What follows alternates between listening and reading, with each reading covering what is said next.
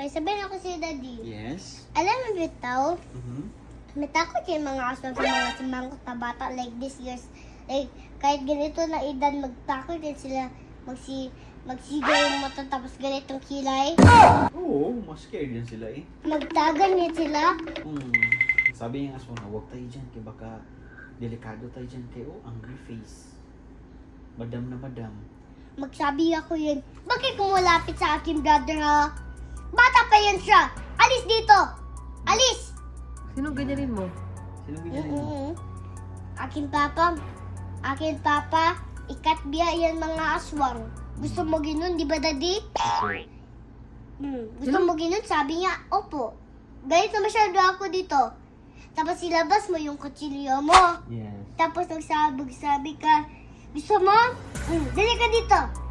Magtagan ka ha? Sino ganyanin mo? Yung aswang, tapos tusok ka. Akala, i-joke mo lang siya. I-joke. Kaya ba sin tao ba? Tao. Unya, tao ba? Makasala Ha? Makasala ta. Makasala ta ba? Basin tao ba? Na, anong mangyari kay daddy pag makasaksak ng person? Na. Pero aswang man kaya?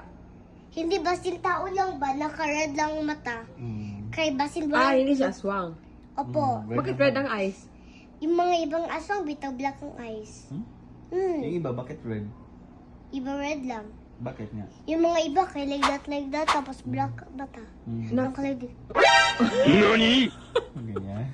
Baka hindi yan aswang, baka drug addict yan. Hindi aswang, may nakita talaga Sa ako. may tanong ako, Kaya pag nawong, bakit sabi mo, bakit may tao na red ang eyes? basin na lang na tao ng red na eyes, hindi makasala.